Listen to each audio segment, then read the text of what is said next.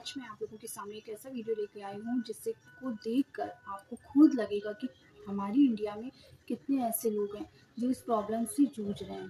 तो प्लीज़ आप हमारे वीडियो को ज़रूर देखिए, क्योंकि ये वीडियो 2 पार्ट में बना हुआ है। तो अगर आप मेरे चैनल को सब्सक्राइब करेंगे तो आपको पूरी वीडियो की स्टोरी समझ में आएगी। तो प्लीज़ मेरे चैनल को सब्सक्राइब करिए, और अगर वीडियो अच्छा लगता हो तो प्लीज़ इसे लाइक एंड कमेंट करना मत भूलिएगा। चलिए देखते हैं।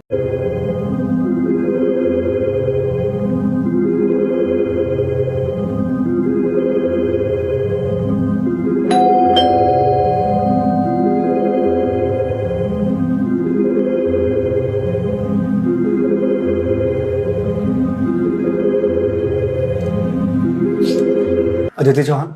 जी मैम आपका पार्सल। भैया नहीं चाहिए please. Ma'am ma'am ma'am ma'am अगर आपको नहीं चाहिए तो आपने जहाँ से ऑर्डर किया है वहाँ से आप रिटर्न रिक्वेस्ट डाल दीजिए, वापस हो जाएगा। पर यहाँ तो आपको लेना पड़ेगा। ठीक है दीजिए। मैम हाँ एक गिलास पानी मिलेगा? भैया आप कहीं और पी लो पानी please. Ma'am ma'am ma'am ma'am बहुत ज़ोरों की प्यास लगी है। ठीक है लाती हूँ।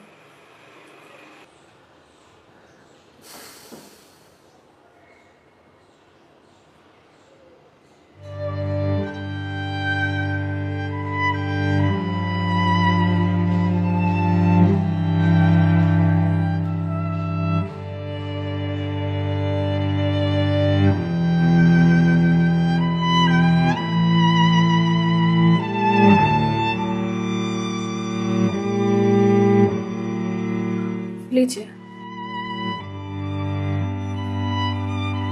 लीजिए भैया, देख क्या रहे हैं?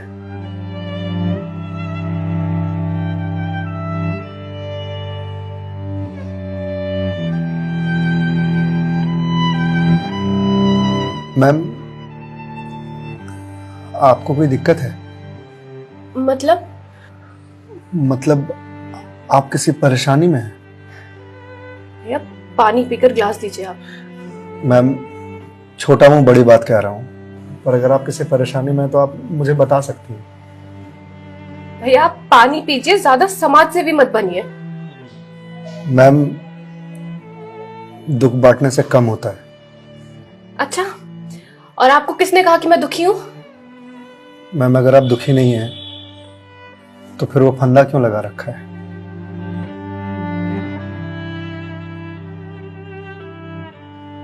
मैम मैंने सुना है खुशियां बांटने से बढ़ती हैं और दुख बांटने से कम होता है। मैम बड़े से बड़ा दुख कम हो जाता है अगर आपके पास कोई सुनने वाला हो। Ma'am ma'am ma'am ma'am please ma'am रोइए मत मैम। मैम देखिए ये तो मुझे नहीं पता कि आपको क्या परेशानी है, पर अगर आप मुझे बताएंगे तो शायद मैं कोई सॉल्यूशन निकाल पाऊँ। नहीं, कोई मेरे लिए कुछ नहीं कर सकता। मेरे पास अब मरने के अलावा कोई ऑप्शन नहीं है। मैम ऑप्शन तो ढूंढने से मिलता है ना। आप एक बार मुझे बताइए ना, शायद मैं कोई जीने का ऑप्शन ढूंढ पाऊँ आपके लिए। क्यों बताऊं तुम्हें? क्या कर लोगे तुम?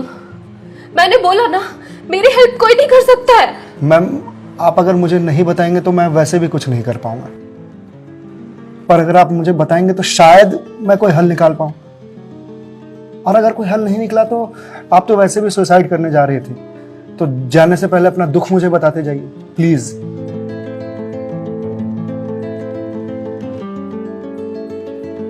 Please ma'am.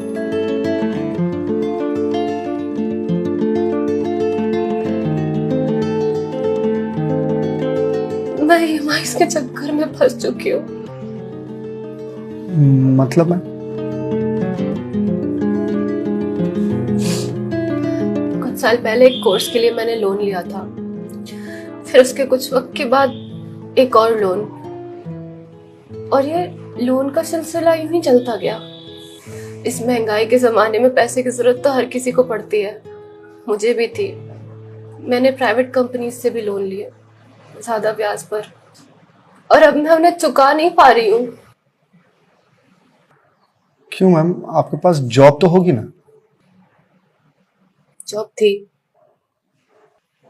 पर मैं जिस कंपनी में जॉब करती थी उस कंपनी ने मुझे ये कहकर टर्मिनेट कर दिया कि फाइनेंशियल लॉस के कारण वो मुझे और मुझ जैसे कुछ एम्प्लॉयज को सैलरी नहीं दे सकते। तो मैम आप किसी और कंपनी में ज्वाइन कर लो, बहुत सारी कंपनीज हैं यहाँ तो। तुम्हें क्या लगता है मैंने अप्लाई करने का ट्राई नहीं करा होगा? जॉब नहीं खोजी होगी? बहुत की थी, पर इस रिसेशन के जमाने में जॉब मिलना कितना मुश्किल है ये तुम जैसे डिलीवरी बॉय को क्या पता।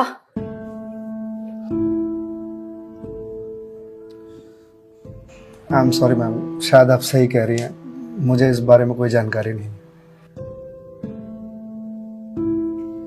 जॉब जाने के बाद मेरे से चीजें हैंडल नहीं हो रही हैं।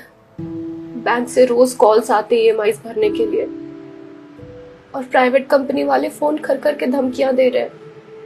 मैं इस लोन के जंजाल में फंसती चली जा रही हूँ, और अब मेरे पास सुसाइड के अलावा कोई और ऑप्शन नहीं है। मैम ऑप्शन क्यों नहीं है? आप ये बात अपने घर में बता सकती हैं, अपने पापा को बता सकती हैं। नहीं,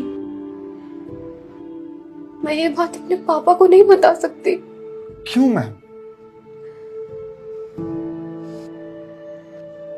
मेरे पापा रिटायर हो चुके हैं, उनके ऊपर पहले से घर की बहुत रिस्पॉन्सिबिलिटीज है। वो मेरी शादी के लिए पैसे भी जोड़ रहे हैं। मैं उनसे किस मुंह से पैसे मांगू? मुझे पढ़ाने के लिए, बाहर भेजने के लिए उन्होंने ना जाने रिश्तेदारों से कितने ताने सुने होंगे, और अब जब मैं उन्हें ये जाकर बोलूंगी तो लोग क्या कहेंगे? मैम पैसे आपको अपने पापा से मांगने हैं या लोगों से? पापा से लेने हैं। तो फिर अब लोगों का क्या है? लोगों का तो काम है कहना, वो तो कहते रहेंगे। पर मैं किस मुंह से जाके अपने पापा को ये बोलूं? किस मुंह से मांगू पैसे उनसे? जिस उम्र में मुझे उनका बोझ उतारना चाहिए, सहारा बनना चाहिए, उस उम्र में मैं उन पे ही बोझ बनूं?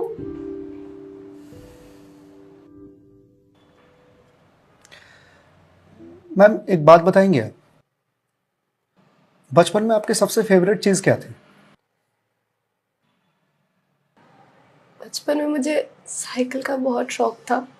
तो मैम आपको साइकिल किस एज में मिली थी? यही कोई 8 साल की होंगी मैं। तो साइकिल तुरंत मिल गई थी आपको? नहीं, पापा तो मान ही नहीं रहे थे। बोल रहे थे गिर जाएगी, चोट लगा लेगी। तो फिर कैसे साइकिल मिली? बहुत जिद की थी मैंने, बहुत। खाना पीना सब छोड़ दिया था। तो मैम साइकिल के लिए जो जिद किया आपने, तो शर्म आई होगी आपको तो? मुझे मुझे क्यों शर्म आएगी? पापा है वो मेरे, उनसे जिद नहीं करूंगी तो किससे जिद करूंगी? तो मैम जब बचपन में साइकिल के लिए जिद करने में शर्म नहीं आई, तो अब क्यों आ रही है? मैम अभी आपने कहा कि आपके पापा आपकी शादी के लिए पैसे जोड़ रहे हैं, और आप तो यहां सुसाइड कर रही हो, तो वो उन पैसों का क्या करेंगे? या उन्हें यह जानकर बहुत खुशी होगी कि उनकी बेटी ने शादी का बोझ हल्का कर दिया उनके सिर पर से। मैम आपको मालूम है, हमारे जनरेशन की दिक्कत यही है कि हम अपने आप को इतना बड़ा समझ लेते हैं कि हम अपने पेरेंट्स से ही अपनी बात छुपाने लगते हैं। कभी ये कहकर कि पापा मम्मी नहीं समझेंगे, या कभी ये कहकर कि मैं उन्हें परेशान नहीं करना चाहती, या कभी ये कहकर कि हम दोनों की सोच नहीं मिलती है। एक बार आप अपनी दिक्कत अगर अपने पेरेंट्स से शेयर कीजिएगा ना, तो आपको जीवन में फिर कभी सुसाइड करने की जरूरत नहीं पड़ेगी, या मेरे जैसे किसी अनजान से अपनी बात शेयर करने की जरूरत नहीं पड़ेगी। देखा आप लोगों ने कि हमारे देश में कितने सारे लोग ऐसे ही परेशान होते हैं और सुसाइड कर लेते हैं, और अपनी प्रॉब्लम्स को किसी से शेयर नहीं करते हैं। तो प्लीज़ हाथ जोड़ के रिक्वेस्ट है कि आप लोग ऐसा कदम मत उठाएं, बिल्कुल भी मत उठाएं, और अपनी प्रॉब्लम्स को अपने पेरेंट्स से ज़रूर शेयर करिए, क्योंकि कोई भी प्रॉब्लम हो पेरेंट्स उसका हल ज़रूर निकालते हैं। चाहे वो डांटेंगे, कुछ भी करेंगे, पर हाथ वही थामते हैं। इसलिए अपनी प्रॉब्लम्स को अपने पेरेंट्स के साथ ज़रूर शेयर करिए। पेरेंट्स ना हो तो आप अपने ब्रदर हो या सिस्टर हो, ज़रूर शेयर करिए, रिक्वेस्ट है आपसे। और इसका सेकंड पार्ट देखने के लिए आप लोग चैनल को सब्सक्राइब कीजिए, जिससे आपको इसका सेकंड पार्ट मिलेगा। Okay, thank you.